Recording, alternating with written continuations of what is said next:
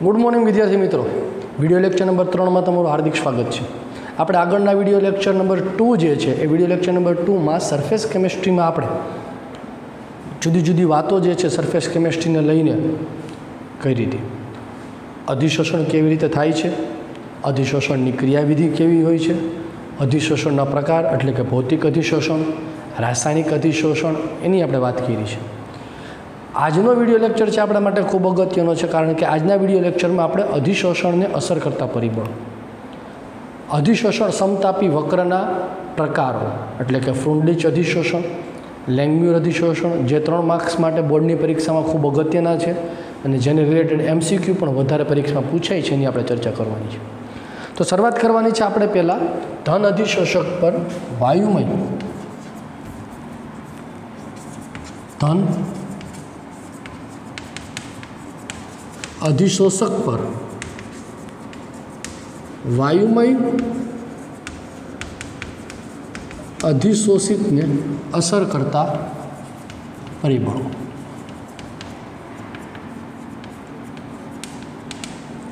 आनी आपणे बात करवानी छे। धन अधिशोषक अने वायुमय अधिशोषित ने असर करता परिबळों, जेमां पहेला आपणे बात करवानी छे शेनी, तो के सौथी पहेला बात करवानी छे अधिशोषकनो स्वभाव। अधिशोषितनो स्वभाव पहेला लई लईए आपणे। अधिशोषितनो स्वभाव, अधिशोषित पदार्थ केवो होवो जोईए एनी चर्चा करवानी छे। तो कि भाई जनरली अहींया आपणे अधिशोषित जे लीधो छे ए अधिशोषित वायुमय अधिशोषित छे, एटले अहींया जेम वायुनुं प्रवाहीकरण सरळताथी थाय, प्रवाहीकरण सरळताथी थाय तेम अधिशोषण વધુ પ્રમાણમાં થાય। જેમ પ્રવાહીકરણ સરળતાથી થશે તેમ અધિશોષણ વધુ પ્રમાણમાં થશે। અને પ્રવાહીકરણ જે છે એ પ્રવાહીકરણને સંબંધ હોય છે ક્રાંતિક તાપમાન સાથે, TC સાથે। TC એટલે ક્રિટિકલ ટેમ્પરેચર। તો કે જેમ ક્રાંતિક તાપમાન વધુ તેમ પ્રવાહીકરણ સરળતાથી થાય, પ્રવાહીકરણ सरलताथी थाय। प्रवाहीकरण जेटली सरलताथी थाय एटलुं अधिशोषण वधु थाय। तेथी NH3, HCl, SO2 जेवा वायुनुं अधिशोषण ए H2, N2, O2 जेवा कायमी वायु करता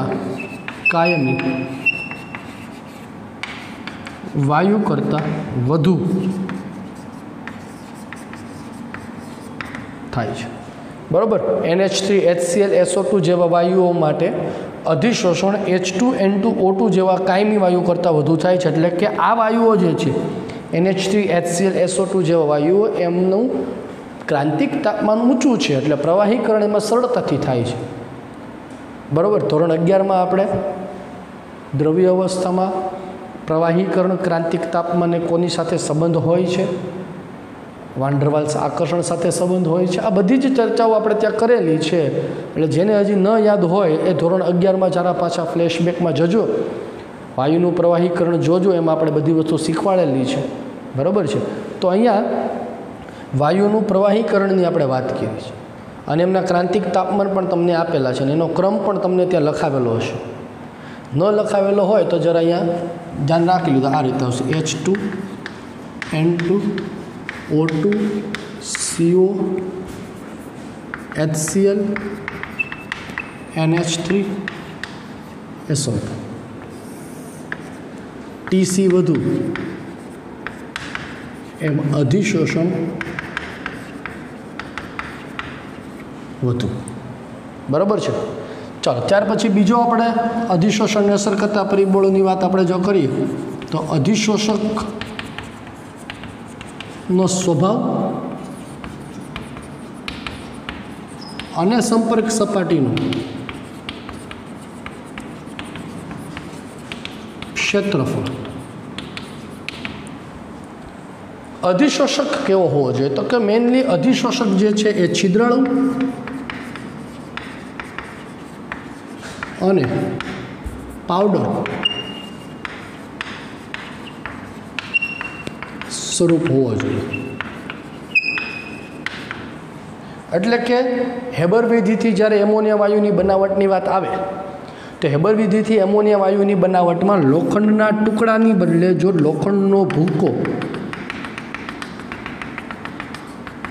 વાપરેલો હોય, લોખંડના ટુકડાની બદલે લોખંડનો ભૂકો, એફીનો ભૂકો જો વાપરેલો હોય તો અધિશોષણ વધુ પ્રમાણમાં થશે.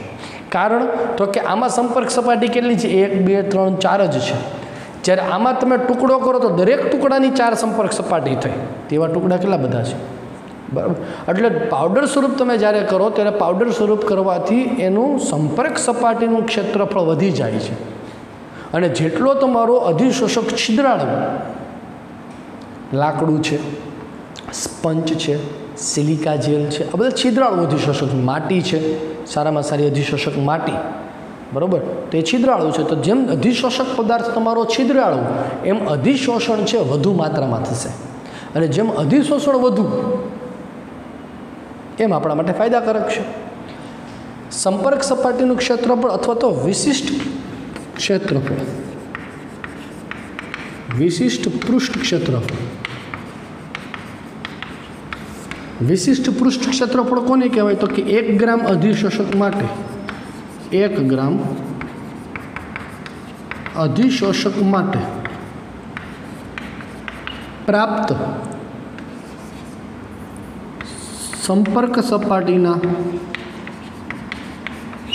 ક્ષેત્રફળને વિશિષ્ટ પૃષ્ઠ ક્ષેત્રફળ તરીકે ઓળખવામાં આવે છે. 1 ગ્રામ અધિશોષકનું જે પૃષ્ઠ ક્ષેત્રફળ છે એને તે અધિશોષકનું વિશિષ્ટ પૃષ્ઠ ક્ષેત્રફળ કહેવામાં આવે છે. અને આ પૃષ્ઠ ક્ષેત્રફળ જેટલું વધારે એટલું અધિશોષણ વધુ માત્રામાં થશે, બરાબર? આ મિત્રો આ જે ટોપિક ચાલે છે એ ટોપિક છે તમારી એનસીઆરટીની ટેક્સ્ટબુકમાં નથી આપેલો.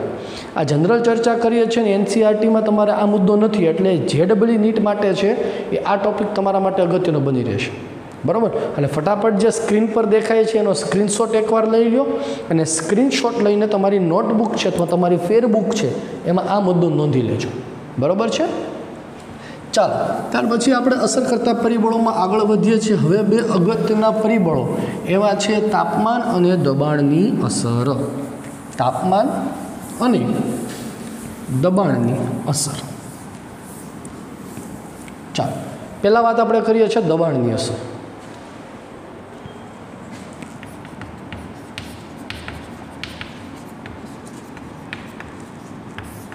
દબાણની અસર. દબાણની અસર સમજવા માટે x/m વર્સિસ P નો આલેખ દોરવો પડે. હવે x/m વર્સિસ P શું છે પહેલાં એને આપણે સમજી લઈએ કે P જે છે એ તો દબાણ છે, m એ અધિશોષકનું વજન છે, અધિશોષકનું દળ, અને x એ અધિશોષિત પદાર્થ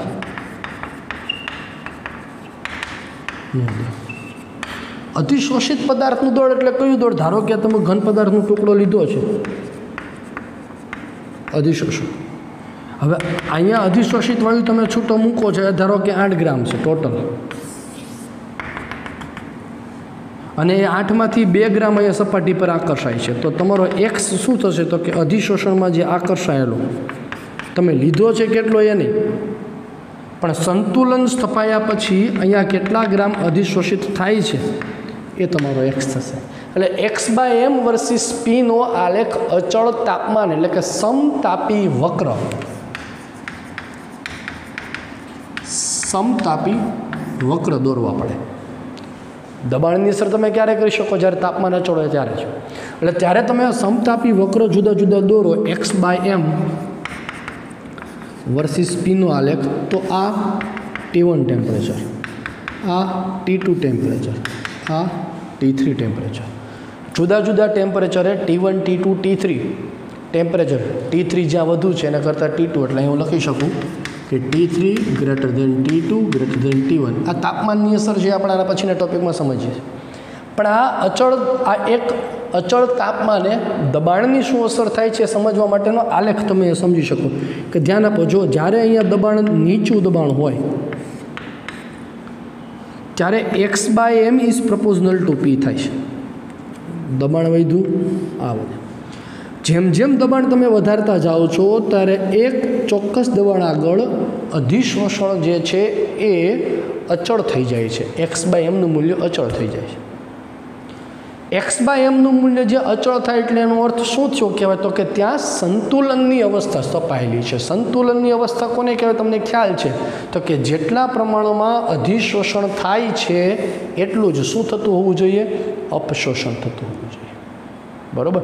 આ જે પ્રેશર છે એને saturation pressure PS, saturation pressure કહેવાય છે. આ સેચ્યુરેશન પ્રેશર આગળ અધિશોષણ જે છે એ અધિશોષણ દબાણથી સ્વતંત્ર થઈ જાય છે.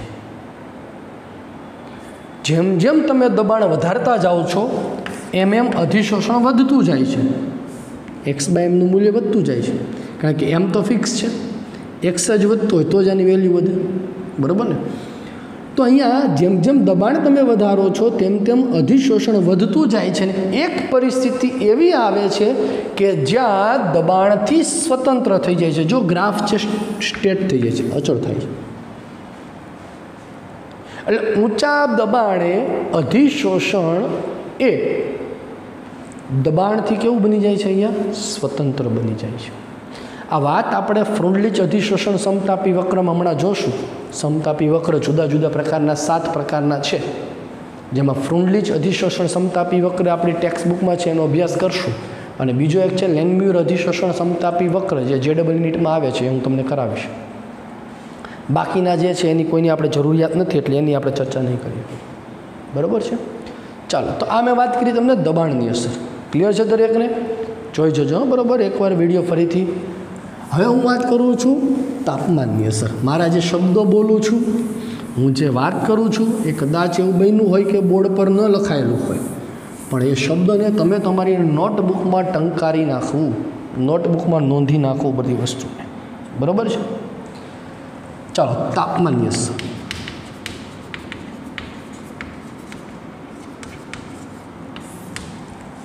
તાપમાનની અસર આપણે વાત કરીએ છીએ ધન અધિશોષક પ્લસ વાયુ અધિશોષિત. ધન અધિશોષક અને વાયુ અધિશોષિત માટેનું અધિશોષણ છે એ ભૌતિક અધિશોષણ છે. કેવું છે?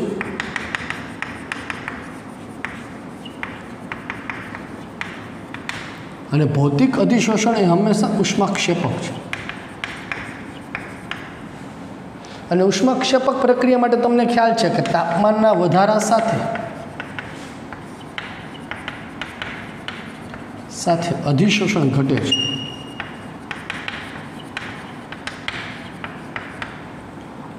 ધન અધિશોષક અને વાયુ અધિશોષિત એ ભૌતિક અધિશોષણનું ઉદાહરણ થયું, કારણ કે વાયુ એ ધન અધિશોષક સાથે એક વાન્ડરવાલ્સ પ્રકારના આકર્ષણ બળથી જોડાયેલો હશે. અને આ ભૌતિક અધિશોષણ ઉષ્માક્ષેપક છે, આપણે કાલના વિડીયોમાં શીખવાડેલું છે. અને લસેટેલનો નિયમ તમે શીખેલા છો કે જેમ તાપમાન વધારીએ એમ ઉષ્માક્ષેપક પ્રક્રિયા માટે નુકસાનકારક છે. માટે કોઈ અચળ દબાણે P અચળ x/m વિરુદ્ધ તમે જ્યારે ટીનો આલેખ દોરો ત્યારે ભૌતિક અધિશોષણ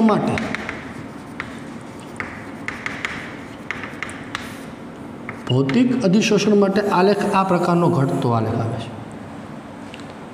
જેમ તમે તાપમાન વધારતા જાઓ છો એમ x/mનું મૂલ્ય શું થાય છે? ઘટતું જાય છે. બરાબર? કારણ કે આ લાઈન જેમ આગળ જાઓ એમ શું થશે? ઘટતી જવાની છે. બરાબર? પણ રાસાયણિક અધિશોષણમાં આ પ્રકારની વસ્તુ જોવા મળતી નથી. રાસાયણિક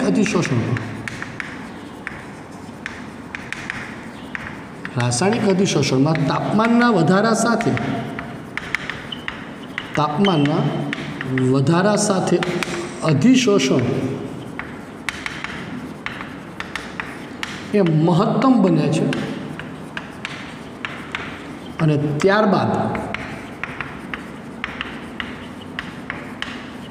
ઘટે છે. એટલે તમે જ્યારે x/m વિરુદ્ધ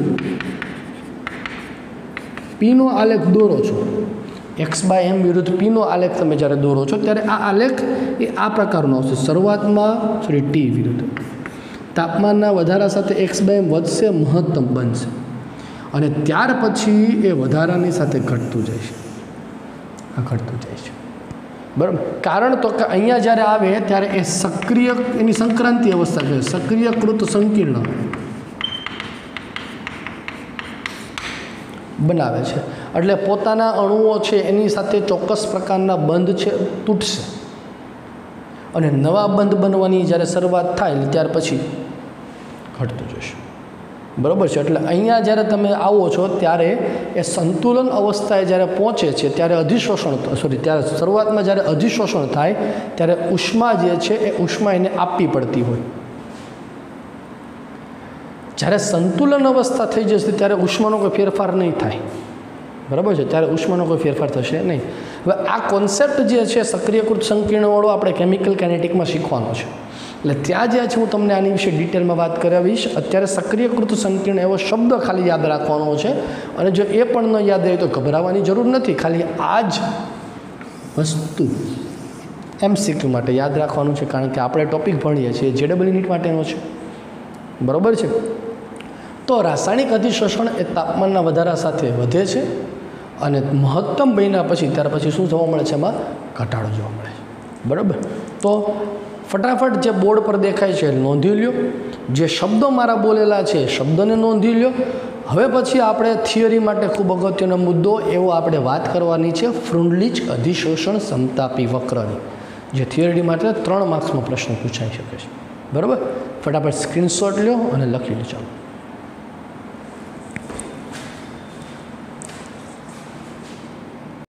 ચાલો આગળ વાત કરીએ આપણે અધિશોષણને અસર કરતા પરિબળો. હવે ટેક્સ્ટબુક માટે ખૂબ અગત્યનો પ્રશ્ન એવો ફ્રુન્ડલીચ અધિશોષણ સમતાપી વક્ર વિશે મારે તમને સમજાવવાનું છે. ફ્રુન્ડલીચ અધિશોષણ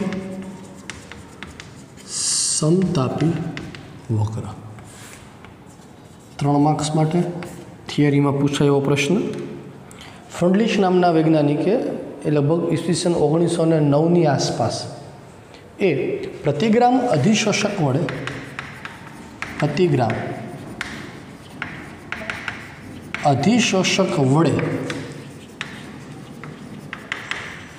અધિશોષિત વાયુનું પ્રમાણ અને દબાણ વચ્ચેનો ગાણિતિક સંબંધ રજૂ કરેલો. પ્રતિગ્રામ અધિશોષક વડે અધિશોષિત થયેલું દળ એટલે કે x/m, જ્યાં m શું થવાનું છે? અધિશોષકનું વજન,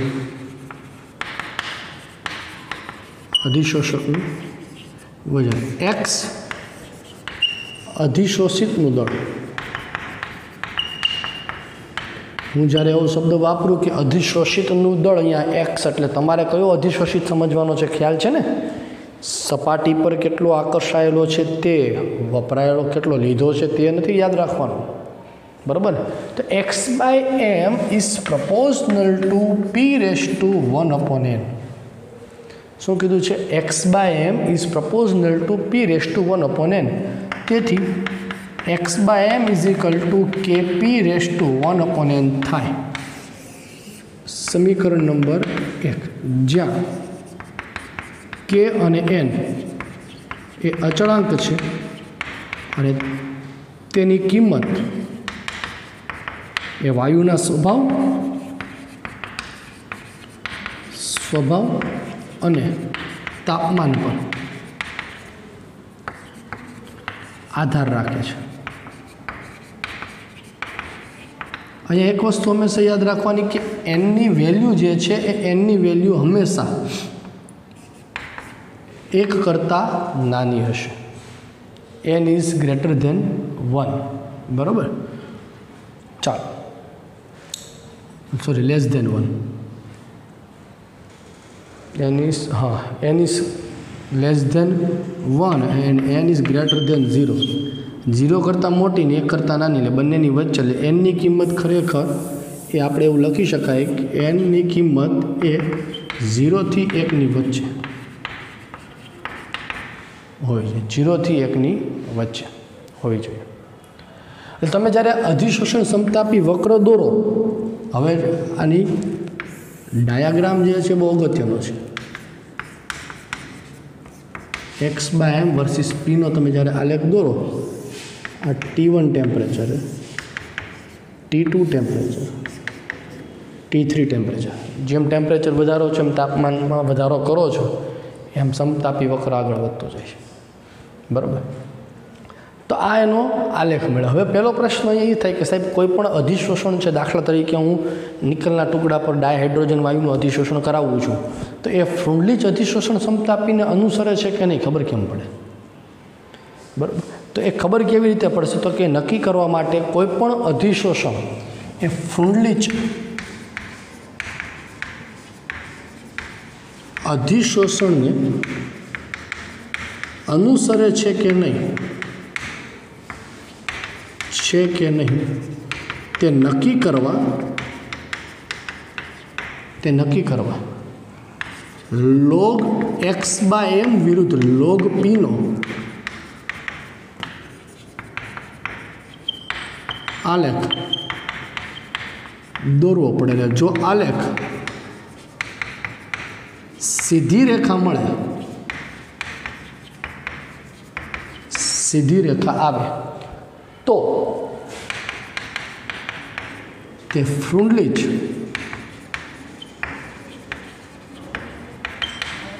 અધિશોષણ સમતાપી વક્ર છે તેમ કહેવાય. એટલે log x/m વિરુદ્ધ 1/p નો આલેખ દોરવો પડે, બરાબર. હવે જરા તમે આ સમીકરણ નંબર 1 છે એમાં આપણે log લાગુ પાડીએ. સમીકરણ 1 ને લઘુગુણાંક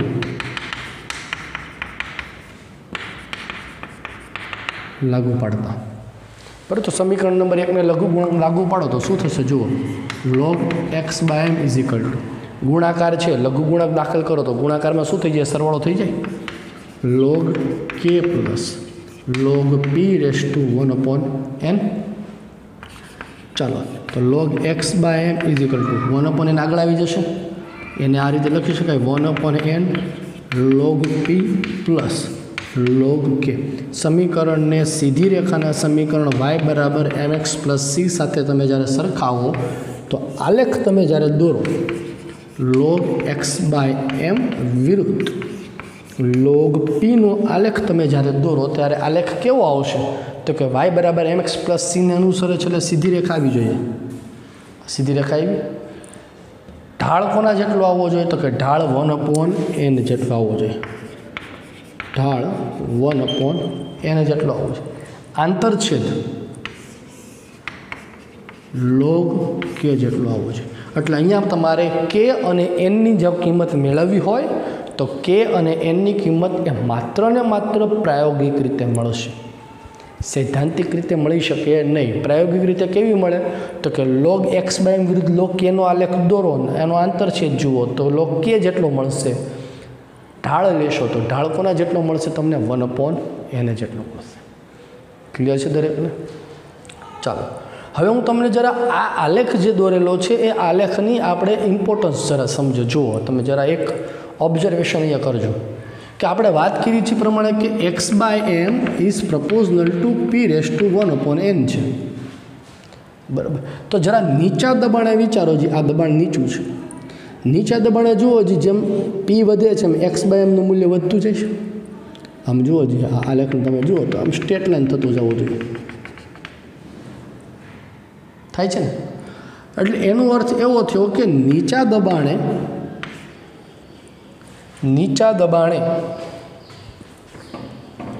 x/m ઇઝ પ્રપોઝનલ ટુ p થાય છે.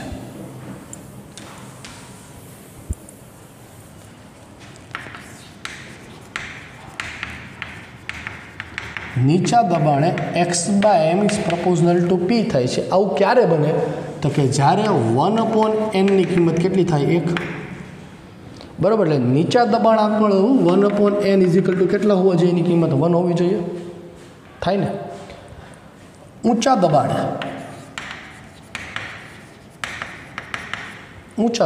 હવે જો ઊંચા દબાણની વિચાર કરો, આ પાઠ પર ઊંચા દબાણે તમે ગમે એટલું દબાણ કરો, વધારો, બરાબર, ગમે એટલું દબાણ તમે વધારતા જાઓ, અધિશોષણની કોઈ અસર થવાની છે। હમણાં મેં વાત કરી નહીં, ઊંચા દબાણે અધિશોષણ દબાણથી કેવું બને છે, સ્વતંત્ર બને છે। એટલે એનો અર્થ શું થયો કહેવાય કે x/m ઇઝ પ્રપોઝનલ ટુ p⁻0, અહીંયા p⁻1 થયું, p⁻0 એટલે એનો અર્થ શું થયો કે 1/n ની કિંમત કેવી થવી જોઈએ, 0 થવી જોઈએ, 1/n ની કિંમત 0 થવી જોઈએ। x/m ઇઝ પ્રપોઝનલ ટુ p⁻0 એટલે કિંમત કેટલી થઈ ગઈ એની 1, એટલે શું થયું કહેવાય કે ઊંચા દબાણે અધિશોષણ એ દબાણથી સ્વતંત્ર થાય છે। એટલે યાદ રાખવાનું કે ઊંચા દબાણે અધિશોષણ એ શૂન્ય ક્રમની પ્રક્રિયા છે। ઊંચા દબાણે અધિશોષણ એ શૂન્ય ક્રમની પ્રક્રિયા છે, જ્યારે નીચા દબાણે અધિશોષણ એ પ્રથમ ક્રમની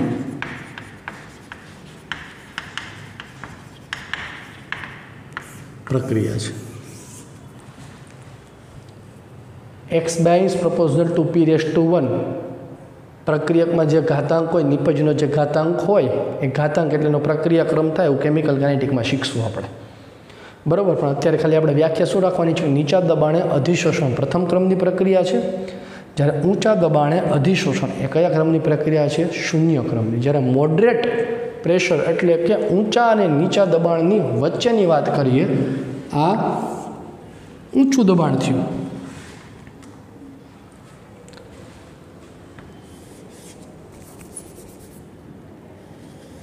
આ ઊંચું દબાણ થયું, આ નીચું દબાણ થયું, આ બંનેની વચ્ચેની પરિસ્થિતિ એટલે મોડરેટ પ્રેશર જેને કહેવાય, એ મોડરેટ પ્રેશર આગળ 1/n મૂલ્ય કેટલું હશે તો કે 0 અને 1ની વચ્ચે, બરાબર, 0 અને 1ની વચ્ચે હશે। ક્લિયર છે વસ્તુ? તો આ અધિશોષણ સમતાપી વક્ર ફ્રુન્ડલીચ અધિશોષણ, જો ફ્રુન્ડલીચ અધિશોષણ સમતાપી વક્ર જે છે એ ફ્રુન્ડલીચ અધિશોષણ સમતાપી વક્ર ધન અધિશોષક પર વાયુમય અધિશોષિત માટે છે। એટલે અહીંયા બહુઆણિમીય સ્તર જે છે એ બહુઆણિમીય સ્તર થાય, એટલે ભૌતિક અધિશોષણ માટે જ લાગુ પડે છે। આની મર્યાદા શું છે તો કે આની મર્યાદા, પહેલી મર્યાદા એ થઈ કે રાસાયણિક અધિશોષણ માટે લાગુ પડતું નથી, આ પહેલી મર્યાદા થઈ। બીજી મર્યાદા શું થઈ તો કે બીજી મર્યાદા એ કે આની કોઈ ગાણિતિક સાબિતી નથી।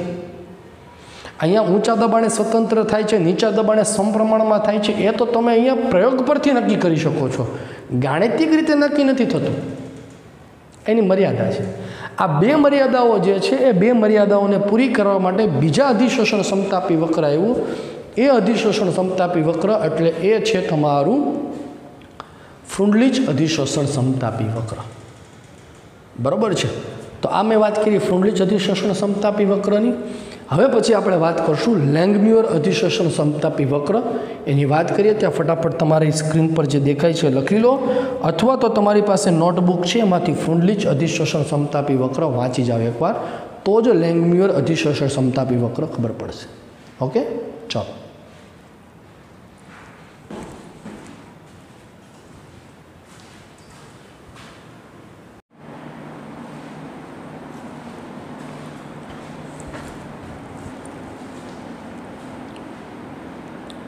ફ્રુન્ડલીચ અધિશોષણ સમતાપીની મર્યાદા સમજ્યા પછી હવે આપણે વાત કરવાની છે લેંગમ્યુર અધિશોષણ સમતાપી।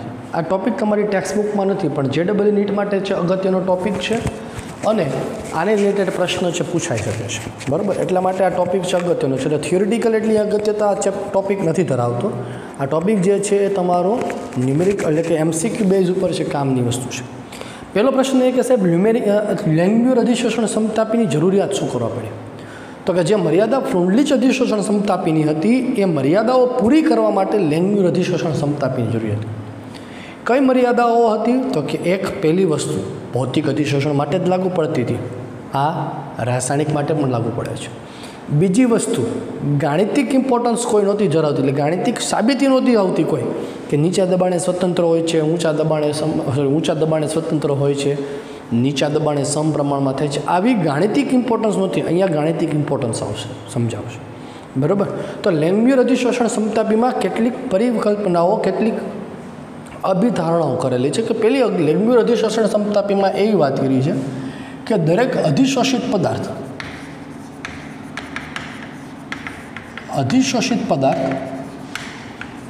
એ અધિશોષકના દરેક સ્થાનથી સ્વતંત્ર છે. એટલે કે બાજુનું સ્થાન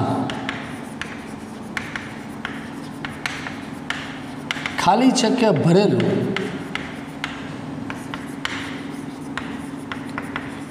તેની સાથે સંબંધ નથી. એટલે મેં તમને વાત કરી એ પ્રમાણે કે ધારો કે અધિશોષક પદાર્થ છે ને આ એક છિદ્ર ને એની બાજુમાં આવેલું બીજું છિદ્ર. હવે અધિશોષિત પદાર્થ જ્યારે આવશે ત્યારે એ આની સપાટી પર જ્યારે ઉતરાણ કરતો તો જ્યારે છિદ્રમાં ગોઠવાય ત્યારે એને આ સ્થાન સાથે કોઈ સંબંધ નથી. એ ભરેલું છે, ખાલી છે કે એવું નહીં બાજુમાં ભરેલું છે તો જ હું આવું, પાડોશી હોય તો જ રહી, બાકી ન રહી, એવું નથી. યાર બાજુના સ્થાનથી છે સ્વતંત્ર છે. એટલે કે દરેક અધિશોષકના સ્થાન માટે એ સ્વતંત્ર વિચારે છે. બીજી કેટલીક ટર્મિનોલોજી વ્યાખ્યાઓની વાત કરીએ અહીંયા. પેલી એ વ્યાખ્યા સંઘનનની વ્યાખ્યા. સંઘનન કોને કીધું? તો કે અધિશોષણ થવાની ઘટનાને સંઘનન કીધું. સપાટી પર ઉતરાણ થવું, સપાટી સાથે આકર્ષાવું, આ ઘટનાને લેંગમ્યુરે સંઘનન કીધી. અને બીજી વાત કરી છે વિઘનનની, એટલે કે અપશોષણ. સપાટી પરથી જતું રહેવું એ ઘટનાને વિઘનન કીધી. લેંગમ્યુરે પોતાના થિયરીમાં અધિશોષણને સંઘનન વાત કરી છે, અપશોષણને વિઘનનની વાત કરી છે. અને એમના મત પ્રમાણે સંતુલન સમયે સંઘનન દર અને વિઘનન દર સમપ્રમાણમાં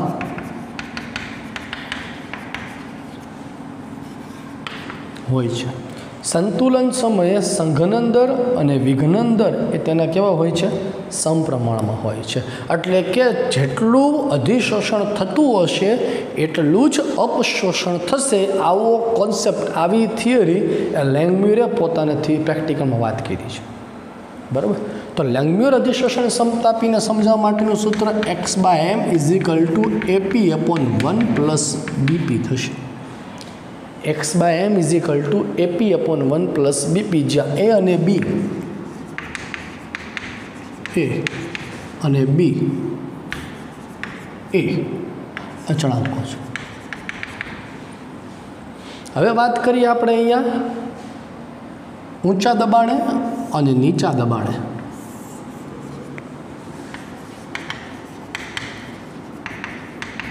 ઊંચા દબાણની કિંમત, દબાણ P જે છે ખૂબ વધુ છે. જો ઊંચા દબાણ હોય ત્યારે છેદમાં 1 + BP માંથી એકને અવગણતા. 1 + BP છે એમાંથી Pની વેલ્યુ વધુ, એટલે કે આ BP વાળો પાર્ટ છે ઊંચો હશે તો એકની કિંમત કેવી તમે અવગણી શકો? તો સમીકરણ તમને શું મળે? x/m = AP/BP. P કેન્સલ, તો શું થઈ ગયું? x/m = A/B. તેથી x/m is proportional to p⁻0 થઈ જાય. ખરેખર p⁻0 એટલે 1. એ અને બી શું છે? અચળાંક છે, બરાબર. એટલે એનો અર્થ શું થયો કહેવાય કે ઊંચા દબાણે અધિશોષણ દબાણથી સ્વતંત્ર છે. થઈ ગયું સાબિત. હવે નીચા દબાણે વાત કરીએ. નીચા દબાણ, નીચું દબાણ જ્યારે હોય ત્યારે 1 + બીપીમાંથી બીપીને અવગણતા, કારણ કે અહીંયા પીનું મૂલ્ય કેવું છે? ખૂબ ઓછું. એટલે 1 + બીપીમાંથી બીપીને અવગણી દો તો સમીકરણ તમને શું મળે? તેથી x/m = a × p. એ શું છે? અચળાંક છે. તો શું લખી શકો? x/m = p⁻1. એટલે એનો અર્થ શું થયો કહેવાય? તો કે નીચા દબાણે અધિશોષણ એ દબાણના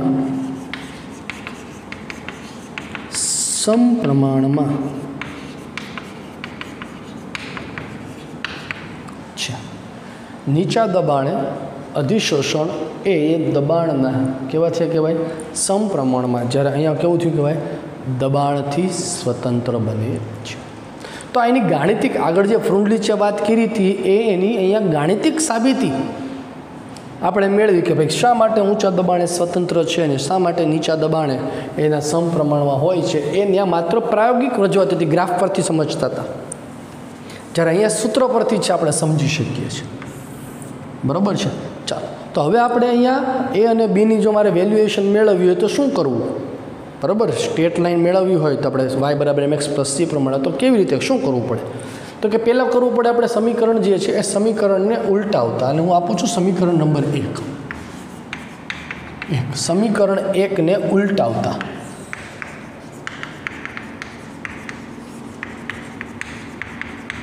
સમીકરણ 1 ને ઉલટાવો તો શું થવાનું છે? m/x = 1 + bp/ap લખાશે.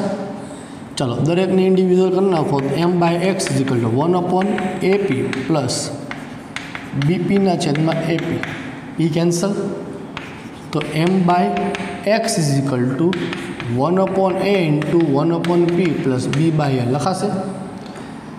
આને હું આપું સમીકરણ નંબર 2, જેને સીધી રેખાના સમીકરણ y = mx + c સાથે સરખાવો તો y અક્ષ પર શું આવવાનું છે? m/x. x અક્ષ પર શું આવવાનું છે?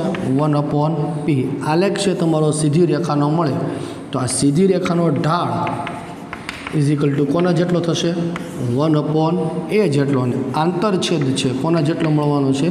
b/a જેટલો. તો તમે અહીંયા કિંમત છે એની મેળવી શકો છો. તો મોસ્ટ ઇમ્પોર્ટન્ટ પોર્શન જે છે, મોસ્ટ ઇમ્પોર્ટન્ટ પોર્શન આ છે.